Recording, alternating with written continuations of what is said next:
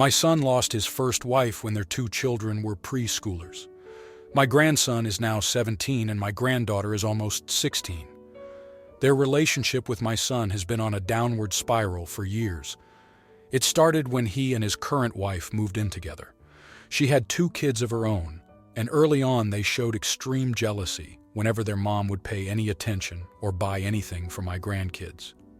They were older, teenagers, and said a number of cruel things to my grandkids. My grandkids told my son, they told my wife and I, and we spoke to our son, but he ignored all four of us. My wife also spoke to my son's second wife prior to the wedding, and she said her kids would adjust in time. My grandkids spent years living with two much older kids who told them they deserved to have a dead mom and that she had wanted to die because nobody would want them around. They accused them of stealing from them because their mom shouldn't be doing anything for them. There were incidents where they broke the stuff their mom bought my grandkids. My wife and I pleaded with our son to do something to help his kids. We said they didn't deserve to be raised like that. The problems continued even after the older kids moved out. They still expressed a lot of jealousy and hatred for my grandkids. I never interacted much with my son's stepkids. I saw them a handful of times in the years my son has been married to his current wife. They would mostly go to their dad if my son and his wife were spending time with us or any of our other kids, or they would reject offers to spend time with us. But the few times I did see them, I was always shocked by how blatant their hate of my grandkids was and how my son never appeared to care. One incident in particular stands out. It was my granddaughter's birthday, and she got some art kit she had wanted. It set off the two older kids who called her a witch baby, and they even broke part of the kit. My wife and I spoke up to our son and his wife, but they did nothing and said nothing. My grandkids now spend a lot of time with myself and my wife. They hardly speak to their dad despite living under his roof. They wanted us to get custody of them, but we were denied. So they have taken to doing their best to make it through the next 1 or 2 years. My son is only now starting to care that the relationship with his kids has been destroyed. He asked me why we tried to fight for custody of the kids when he's their dad, and he accused my wife and I of turning the kids against him. This is when I stopped him, and I said we didn't turn them against him. He's just living with the consequences of ignoring what his kids were telling him. I told him he put them through years of bullying so he could marry and stay married, and now he has to live with his decision. My son ranted at me and said the last thing any parent should do is try to make their kid feel shitty about themselves, which is what I was doing. Am I the idiot? Comment 1. Not the idiot, but your son surely is. I don't think your grandkids and your son's relationship would get any better considering the way your son is acting, which is very sad. Losing a mom is already hard, and their father not doing what he is supposed to do to protect his kids is just horrible. I'm glad that the kids have your wife and you to rely on. Does the stepmom know how the kids feel, and does she act badly with the kids? If not, I suggest you and your wife talk to her and address the situation, and also call out your step-grandchildren for what they do. This needs to stop, and I hope your grandchildren get the love and care they deserve from their dad's family just like you guys give them. Comment 2. Not the idiot. Wow. The irony of your son suggesting that you are making him feel bad. What about how bad he's made his kids feel for years? The obliviousness of some people. Good luck helping those kids make it through the next year, plus until both can move out. One question. Did you take the time to tell your step-grandchildren off? If you haven't, might I suggest you do that as soon as possible and in front of your grandchildren? I'd bet they would love to see that. Comment 3. Not the idiot. He's had plenty of opportunities to ensure the relationship with his kids would be better. In addition to his kids and you telling him about things that happened, he's also witnessed things like the example you're giving with the birthdays. You're not turning his kids against him. You're giving his kids a place to escape their home situation, and the only reason that's a necessity is because their dad didn't defend them against that. That's on him. Now, for the next story. I'm an addict who is currently trying to get sober. I was recently having coffee in the outdoor seating area of a shop with my friend when she asked me how my recovery is going. I was honest and said it hasn't been great and there have been plenty of relapses. We were having a conversation about it when the woman from 2 tables down comes up and asks us to stop talking about this issue as her cousin, I presume the lady with her, was a former addict and it was triggering. She also asked that if I've used in the last 24 hours to please leave, as that would be triggering to her cousin too. I told her I was sorry I was upsetting her cousin, but if she's that fragile, then she shouldn't be out in public, and especially not in a place where we can see someone who was clearly strung out on the street. She got angry with me, told me her cousin relapses after 3 years, then it's my fault, took her cousin and left.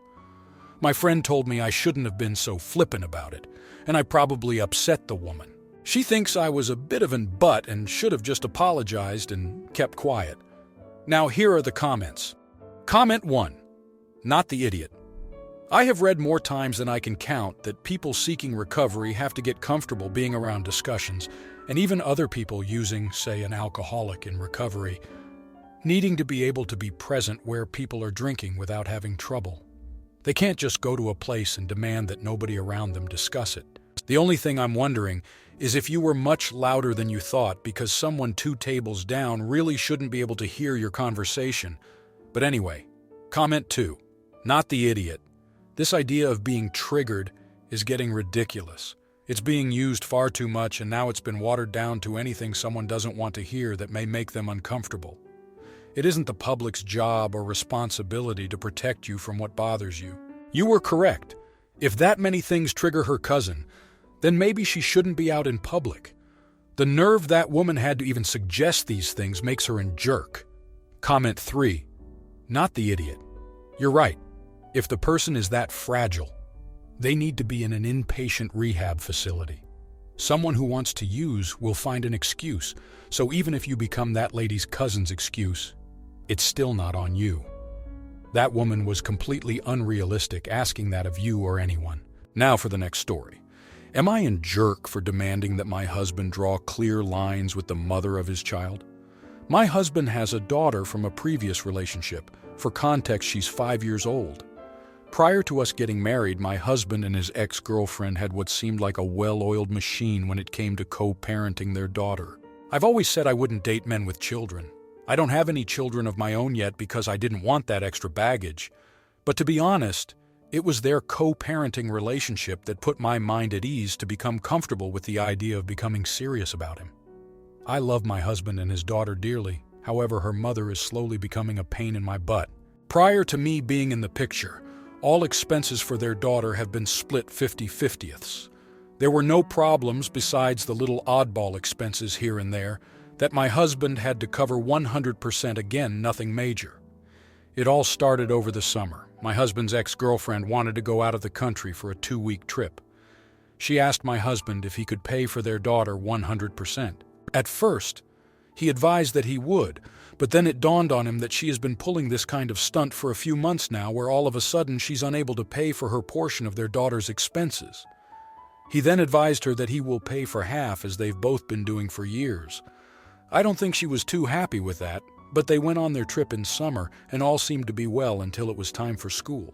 She advised him that she will not be able to pay for half of their daughter's tuition, as she's been doing, along with her portion of the household expenses for the home that she shares with their daughter, which essentially means that he's going to be expected to fill the gap.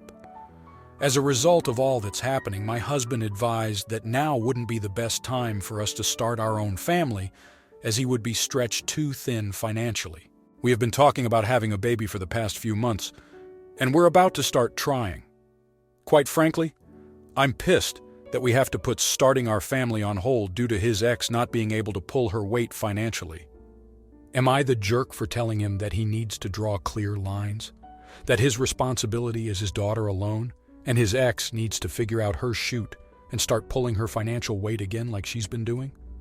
Now here are the comments. Comment 1. Not the idiot.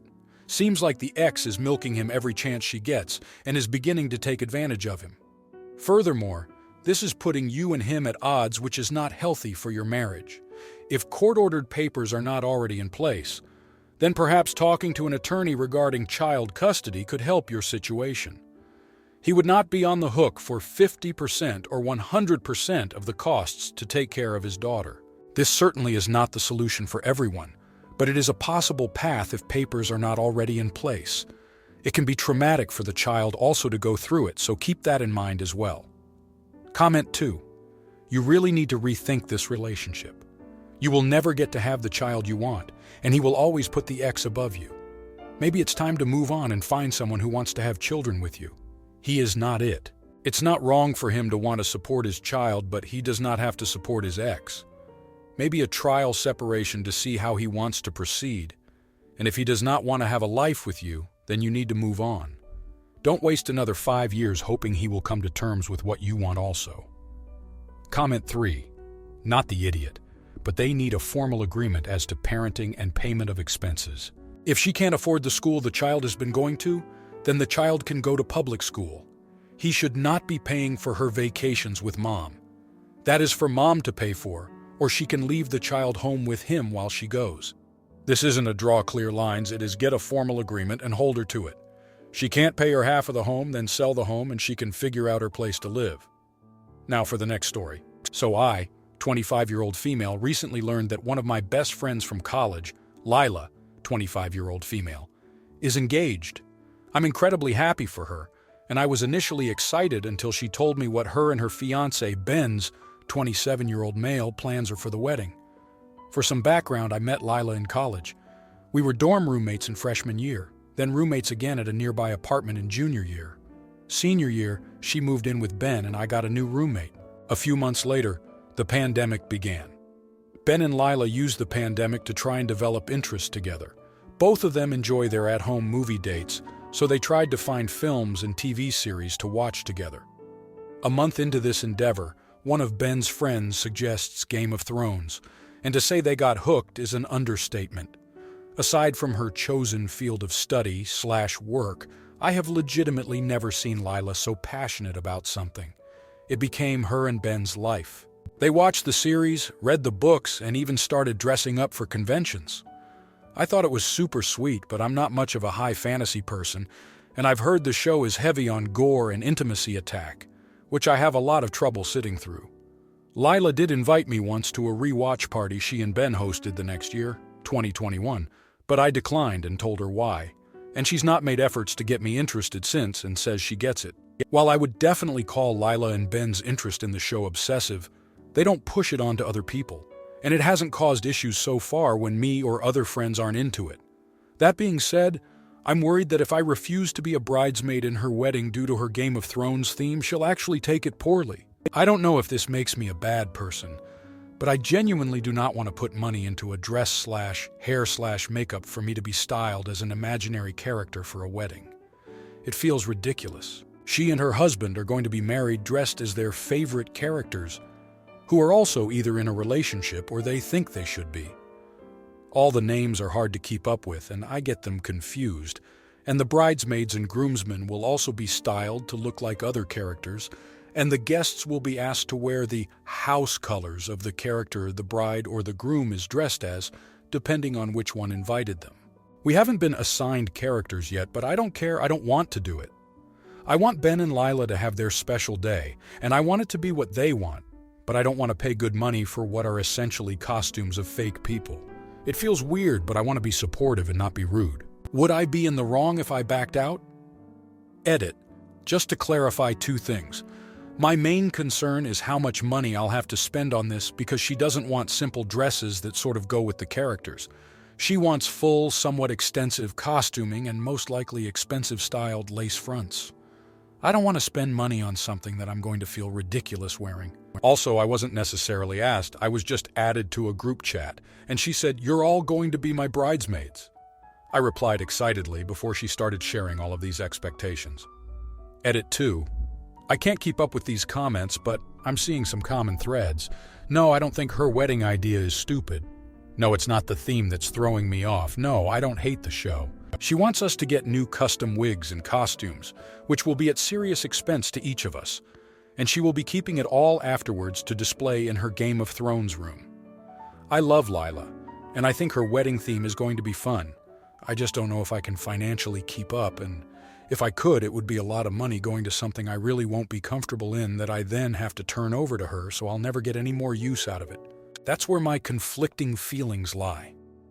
I do not hate her or her theme or the show. I'm just worried about being physically uncomfortable in an expensive costume that will then go on a mannequin. It's also going to be an outdoor ceremony in spring, and I'm worried about the layers getting too warm. If you like this video, you'll probably like these too. Also, while you're here, please consider subscribing. It's your support that keeps this channel alive and allows me to make better and longer videos. Have a great day.